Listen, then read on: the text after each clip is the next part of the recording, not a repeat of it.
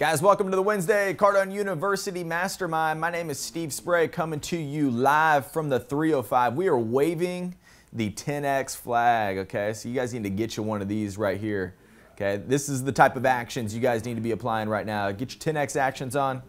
And what we're talking about today is follow-up. So guys, welcome. If this is your first time coming to the Mastermind, every single week we show up here and we talk about sales. If you're inside Cardone University, if you're a part of the ambassador program, if you're a part of the certification program, if your company has bought Cardone On Demand, Cardone University, you have a special access to this. And what we want to talk about is what's going on in your business. What's happening for you and your business and your sales? What's holding you up from hitting that next level? And so what we want to do is we actually want to discuss it. I want to talk about, hey, here's what Grant would tell you to do based off the training program. Here's what we would do in our office. I want to actually go down the path. So call in and tell us what's happening for you in your business. You can just hit that number right there, 305-865-8668. That's the number. And if you guys don't know who I am, I'm sales and marketing manager. I've been with Grant for over 5 years. And I've seen a lot, seen this company grow. I know the bones of this company. So when it comes down to, hey, what would Grant Cardone do in that scenario? Man, give us a call. Let us know what problem you're having, and I'll share with you. Man, maybe we'll share some war stories from some crazy deals I've seen with Grant. So always love to do that. But this week, guys, what we want to dig into is follow-up. So if you're taking notes at home right now, write some of this down. I'm gonna throw them at you today.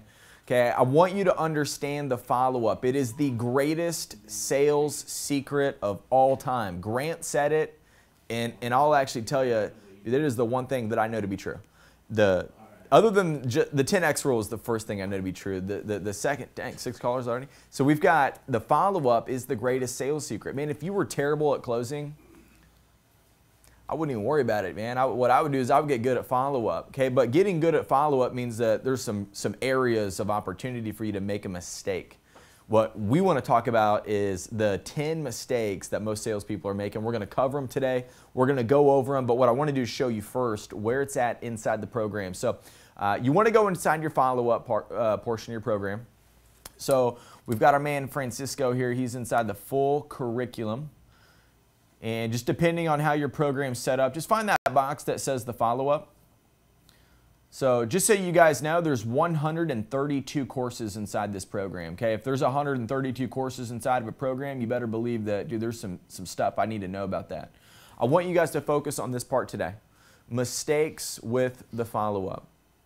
And so some of this material is huge because I'll tell you that when I was a new salesperson, or even the first 5 years in sales, I mean, some of this stuff, I completely crossed these lines. I mean, when I look back at like, hey, why was I not successful?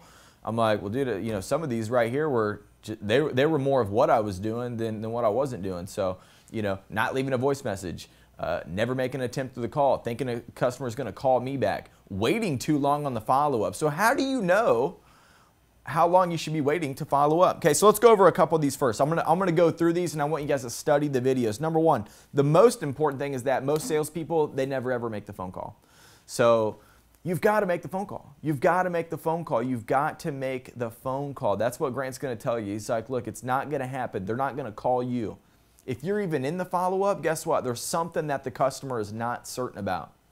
So what I would do is I wouldn't just pick up the phone and say, hey, you ready to do business yet? What I would do is I would use the follow-up tool inside the training program. It tells you what to do based off what day you are inside inside your follow-up. So what, Francisco, the other thing I want to show you is I want to show them the follow-up tool. Can you just go back to, you know where that's at? Just go back one.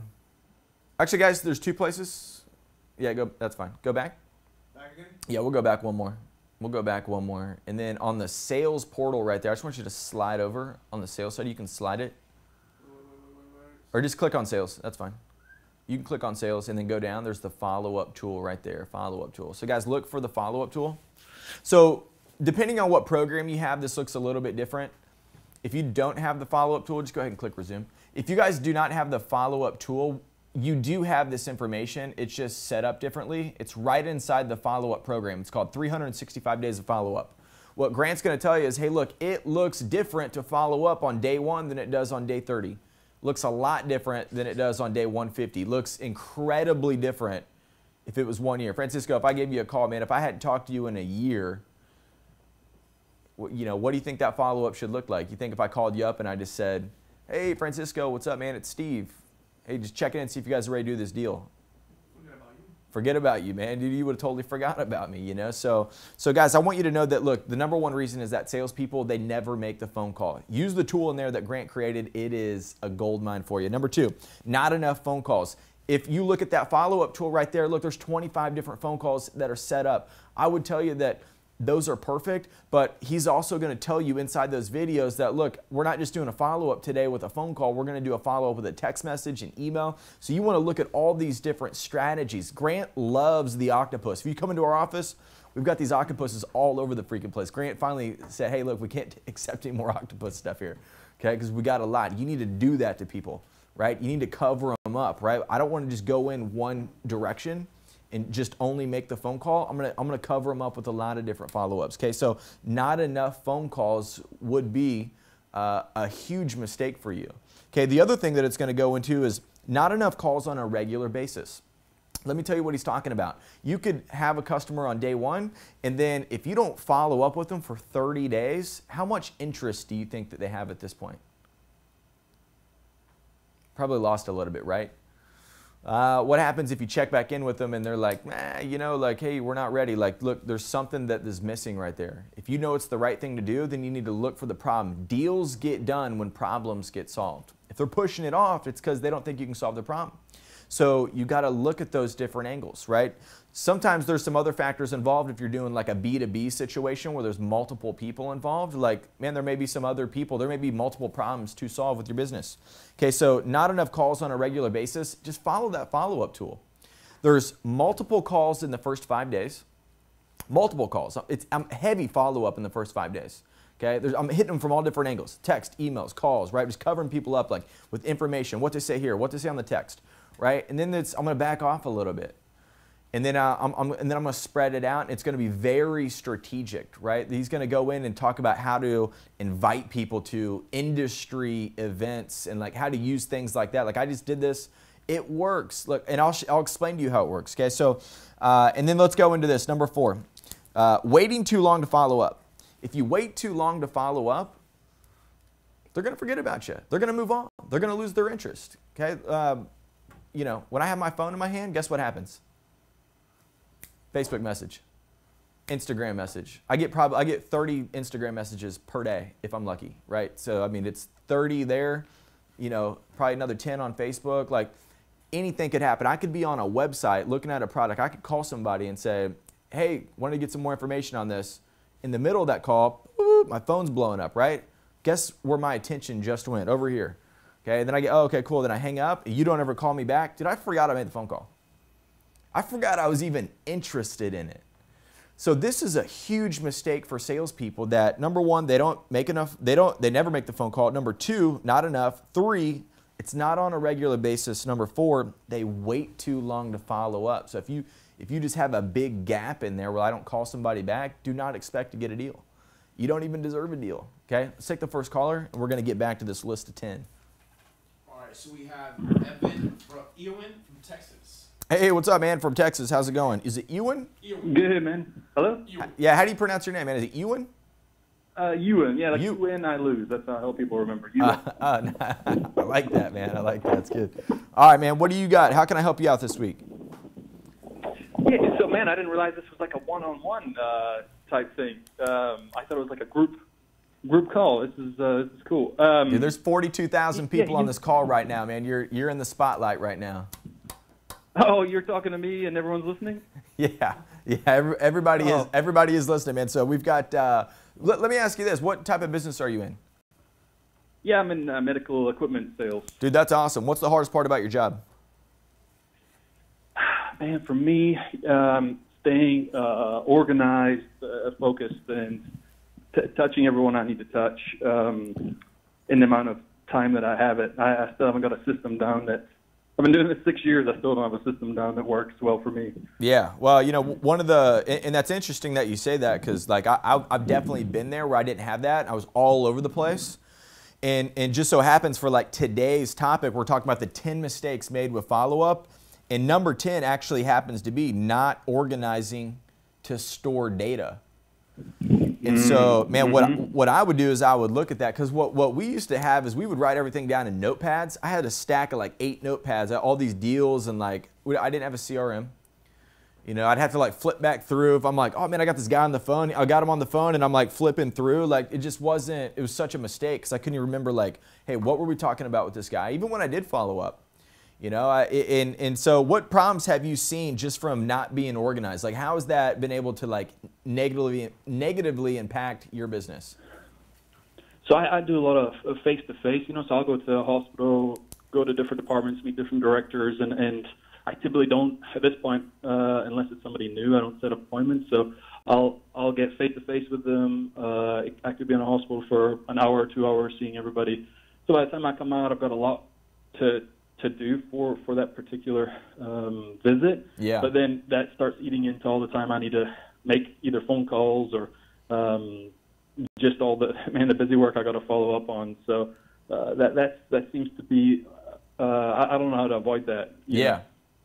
Yeah, no, it's, well, you know, there's CRMs, there's, you know, ways to like put all that together like a database. Like when you build your pipeline, you know, we talk about having an actual funnel of a pipeline. You know, sometimes people are at different stages of the pipeline.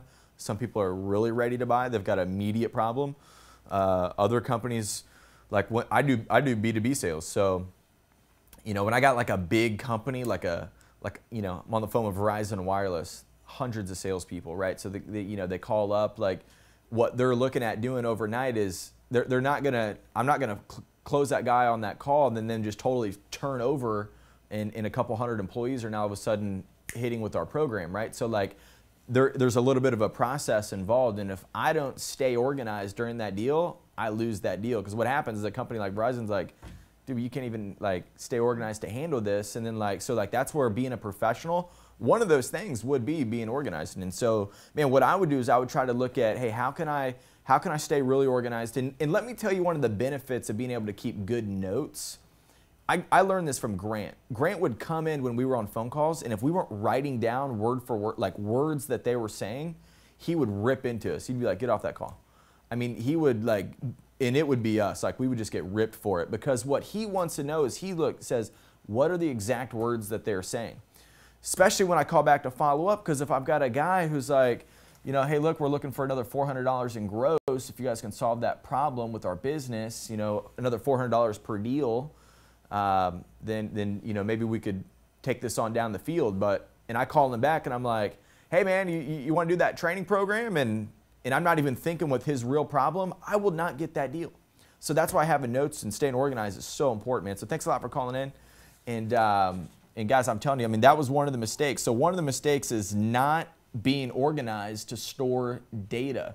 That is vital today, especially if you've got a high frequency. If you make 200 phone calls in a day, or let's just say you make 50 phone calls in a day, you talk to people, aren't you going to want to remember like, hey, what happened? What did I do? What did I talk to this person about? He said he'd set an appointment with me, but man, we do a lot of things here. So like, what did he want to do the appointment on? Because I'm going to keep making these calls every day. And if I don't have an appointment with the guy for a week, and I go in and I'm like, yeah, so we talked. And what was it that you want us to help you out with? Like, dude, how much of an amateur does that look like, right? So like, be a pro. Be a real pro. Be on your game. Be tight all the time. That's what Cardone University is about. It's about leveling up, getting to the top of the game. Top traits of great salespeople. One of them is actually being organized. Okay, next caller. We have Andrew from New Jersey. Andrew from New Jersey. How you doing, sir? How you doing? What's up, buddy? What type of business are you in? I'm in I'm a B2B business. I build websites and do, you know, graphic development and all that. How do you? Companies. Yeah, how bad do you think the follow-up is just across your industry for like the honestly standard sales? Really bad. Like how bad? Like, do you even think it happens at all? And if you know, like why not? Like, why do you? Because the person wants the deal, right? Yeah, exactly. But with my business, the main thing people always tell me is like call back in a certain amount of days. And then when I call them back, they say, oh, call back in another certain amount of days. And just, I feel like it's an endless cycle of follow-up for my business. So follow-up's great. And so a lot of that comes down to like covering the guy up, because what happens is that you're doing cold calls, right? All day, every day. Yeah, man. So the problem with the cold call, I mean, not the problem, the thing that you need to know is that, look, when I do a cold call, the first call is like kind of getting out of obscurity. The first couple like touch points, I'm really just getting out of obscurity with them. Like I need to get their attention. So I need to do things to get their attention. Because number one, they weren't thinking about you. You know, exactly. You're probably calling somebody that's already doing what you do, right? Yeah. Or some form of it, right? So you should know, like, and these are the things like you should know going in. But these are the things that help you. Like, just use them and tell them, like, sir, I know, yeah, I'm giving you a call today, and I know you're already using a product like this. My job is to give you a call, get you some information on ways we could increase your sales lead conversion in your business by 40%. Find out if you guys would want to take a look. Okay, when was the last time you guys considered something like this? You know? Yeah, I never thought about it like that. That's the way to go. Yeah, I always, so if you guys are taking notes right now, I always use the objection. I got this from Grant. I use the objection that they give me as the reason that they should be doing it. Okay, let me give you an example. What are some of the objections that you think that you get? I want to show you how beautiful this is. What are some of the objections you get? So some of the objections I know I get is that they say my price is too high. Your price is too high. That gives them a lot of value. So exactly. So your price is too high, and what are you doing for them? You're doing something that's going to increase their business, right? Exactly. That's so the main thing. And the reason why they don't have enough, they don't have enough money to build on like a big website or like do a lot of SEO is because they went with the cheap stuff before. Do you see that? So like the whole reason that your price is too high is the exact reason you should be doing this right now, sir. If you think this is too much money, then I'm telling you, sir, that you should definitely be doing this right now, because it tells me that you need more money in your business. It tells me that you want more sales.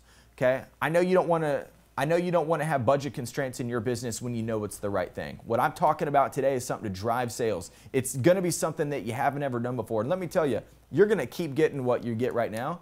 If you never did business with me ever, you're going to keep doing just as good as you're doing now.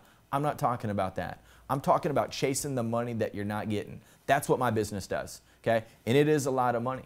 Okay? And the reason you're not getting that business right now is because you haven't spent this money yet. Let's do this. Let's put this together. Let's get a deal done. Okay, that's where you got to go in on these objections. Yeah. Wow. That's awesome. That's right, man. Did you have a question? Well, I guess my main question is that every time a customer says call back in this amount of days, yes. Every time they say that and repeat that to me, how do I get them to just stay on the phone and say, well, you said this last week. You said the week before. Great. When you can do the deal. Great question. Okay. Here's what happens when they tell you that, hey, give me a call back. Okay. They're probably shuffing you, man. They're just saying, because they're nice people. Okay. If they're nice, they're gonna say, oh yeah, hey, give me a call back. If they're not nice, they're gonna say, hey, dude, why don't you go screw yourself? Freaking, and like hit you with something that's real nasty. Okay. You've probably gotten those phone calls too, right? Yeah, all the time. Yeah, exactly. So, dude, trust me, I cold call every day. I know exactly what's happening on your calls. Okay, so they're both saying exactly the same thing. That is the reality of the situation, and they're not interested yet. So your job, because what will happen now is when you call them back, and you're like, hey man, it's Andrew, from last week we spoke. They're like, oh yeah, no, I don't have time to talk to that guy. So you definitely don't get his phone call, right? Now you're playing the chase game. And now you're like, dude, this, and then you get all frustrated because you're like, dude, this business is crazy. But the reality is this: you gotta flip that guy on the first call. So what happens is this: absolutely, sir, I'm gonna give you a call back next week. And just so you know, when a guy says, hey, give me a call back next week, that is not an appointment. So I'm not going for the appointment right there, right? Oh, okay, good, man. Well, hey, what time can I give you a call? Let me get a 30-minute call. Like you're not there yet. Dig in on this one. So what I'm going to do is done. I'm going to give you a call back later next week, man. No problem. Hey, listen, when I give you a call back next week, what's one or two things that we could talk about where you would take my phone call? Is it going to be my website design or my SEO products? Yeah. Wow. You know, and so that way I get some real answers out of him, man. So that way he can, you know, go down whatever path, and maybe those buzzwords aren't the right ones that you're using, but like pick that for you, right? Dig into the ones that are right for you, so that way you know that I can get the guy flipped on this call. So if he's like, well, you know what, we'd probably take a look at some SEO. No problem, sir. I'm going to get you all the information on it next week. Listen, when was the last time you guys looked at SEO for your website? Well, we did it before. We didn't get results. Excellent. So a lot of my clients had that same problem. I know ways to solve it. You know, this is exactly what I do. This is my business. I'll get you a 40% increase in leads just from using the SEO. Okay, what I'm going to do is I'm going to show you the full product next week. What time works best? At this point, I could ask for an appointment. Yeah, you're right. You know, an appointment just like that. Yeah, before, if I would ask for an appointment, you know what they would have said? Nah, man, hey, just give me a call late next week. Yeah, and that's not a real appointment. It's not even a real appointment. And then you call back, and then you get off, and you're like, you know, you go mark out, and you're like, dude, got an appointment today, dude. And then you go tell somebody, like, dude, I'm doing all right. And then you call them back next week. Guy's on vacation. You know what I'm saying? So, yeah. Like some of the funny things some of the things we like to ask when we set appointments, man, because you want to lock in the appointment. Like go to the incoming call. I'm going to show you guys something, some of my favorite stuff. So even though you're making an outbound call, there's some stuff in this, there's some material in this program that, dude, I love, that it helped me out a lot. It's inside incoming calls. And even though you're making an outbound call, these rules still apply. Go to, so controlling the call and setting the appointment. Let's go to setting the appointment. So controlling the call and setting the appointment, I will tell you that this material is so good. It's got all the right words that you need, locking the appointment down, the stall killers, like, you know, handling all the fluff, you know, and I don't have to be like a jerk on that. You know, I can do it nice and smooth, man. I should be doing it right. So, you know, I could be asking them, hey, guys, like, hey, give me a call back next Thursday. Done. I'll give you a call back next Thursday. You know, what time works best for you, morning or afternoon? Good morning, 9 a.m., excellent. Hey, let me ask you this. Thursday's not your day off, is it? Okay, drop that in there. I'm telling you, like some good stuff. They're like, no, man, it's not. Okay, good. I just want to make sure we got a good appointment. And what's the most important thing you're looking to gain from that phone call on Thursday? Just like watch that I'm not letting them go even though I set the appointment. The fact that I set the appointment would actually give me the right to like dig in a little bit more. I might even set the appointment just to make them feel good, still move down my path of pitching the guy right now. You know, if I do get to pitch him a little bit, how much more do you think that's going to help me to actually get a real appointment next week? Oh, yeah, definitely. No, definitely like 50% more likely to get an appointment. Exactly. Easily. Exactly, man. So use that material right there. Hope that helped you out. Appreciate you calling in, Andrew. Okay, so let's get back to the 10 mistakes made with follow-up. So we handled the first 4, and we had one of the gentlemen there just kind of help us out on, you know, one of his questions handled the number 10. So number 5, lack of variety and reasons to call. Man, this happens to me all the time. I get people call me up all the time, and they're just like, it's just so plain. I'm like, you know, like even companies that I like doing business with, every time they call me, it's just like, you know, have something different, you know. So have a variety of reasons to call. Let me show you what I'm talking about. If you guys go to the follow-up tool, you look on day 0, what are we doing? Hey, thanks a lot. Thank you for giving us the time today. We're going to send you over all the information. Looking forward to helping your business. Okay, it's easy. Day 1, what are we doing? We're using the alternatives rule. If they're not ready to buy, then we're missing something. We need to give them an alternative. So what I'm going to call them back is I'm going to say, hey, Greg, listen, man, yesterday when we were talking, I apologize. I totally forgot about something that we could help you guys out with. You got 2 minutes? Jump in front of a computer. I want to show you something, okay? Day 2, I'm following up. It's totally different. Day 3, I'm shooting a selfie video. Day 4, different. Day 5, different, right? So these are all different varieties of things that I'm following up. That way, dude, I can like keep raising this person's certainty up. That's what we're doing, okay? Number 6, no clear purpose in the call. You guys got to get this clear purpose down in the call, okay? You got to get this down. John, this is Steve. I'm giving you a call. We spoke last week. Hey, wanted to talk about next steps for our call. You know, you told me you needed to talk to John. Do we need to do another presentation for him? You know, and so Grant's going to dig into that video a little bit more. You guys need to have a clear purpose. If you don't, you're just calling back to be like, hey, just checking in. Or like, you guys ever get that? Hey, just touching base. You know, like, dude, how annoying is that? You know, especially if you do it more than one time. If it happens more than one time, oh my, dude, I almost want to block the number. You guys know what I'm talking about? Yeah, exactly, okay. So number 7, not leaving a message. Biggest mistake ever, not leaving a message. Guys, if you're gonna make the phone call, why are you not gonna leave a message? It's another form of follow-up. It's another way, and if they do get the call and they don't call, some people think that like, oh man, maybe they're gonna call that number back. Are you kidding me? When people call me and I don't have the number and they don't leave me a message, guess what I know? I definitely don't want to call that person back. You guys feel the same way about that? Somebody gives you a call, they don't leave a voicemail or a message or like a text message. Like, dude, yeah, exactly. Welcome to 2018, man. Just shoot me a text. Let me know what's up. If you're gonna like not do anything, tell me something, dude. Like, you're definitely not getting a phone call back from me. You know, so like leave a message, man. At least maybe. And here's the trick with messages. I actually want to use them to like get some attention. I don't want to sell over the voicemail. I'm never going to close a deal on a voicemail. So you're not going to hear me on a 4-minute voicemail pitching my product. You know, you're going to hear me say, John, this is Steve reaching out to you. I just dropped a sales meeting inside your inbox. Use that with your team, man. It's going to be unbelievable for you guys. When you get 2 minutes, give me a call back. I'll help you guys run it. 310-777-0255. Okay, and that's for me. That's how I do it, right? Because we do sales training. So I give them a sales meeting. You know, something else. John, sent you out a book. Okay, it's #1 bestseller. It's gonna be incredible for you.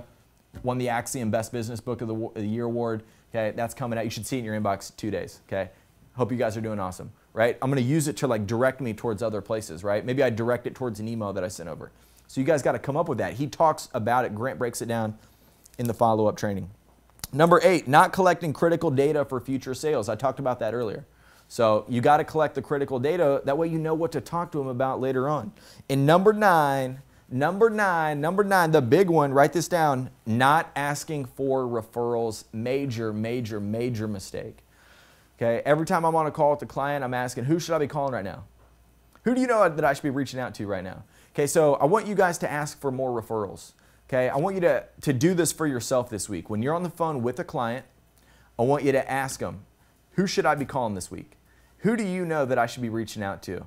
Who else in your industry, in your business, in your neighborhood, in your family should I be giving you a call right now? If I gave him a call based off your word and you told him, hey, you should talk to this guy, who'd take my phone call today?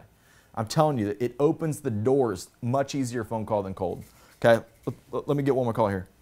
All right, so we have Preston from New Jersey. Preston from New Jersey, what's happening?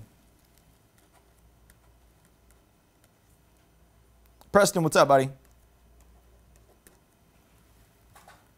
Let's go to Trey from Oregon. I got Trey from Oregon. What's up, bud?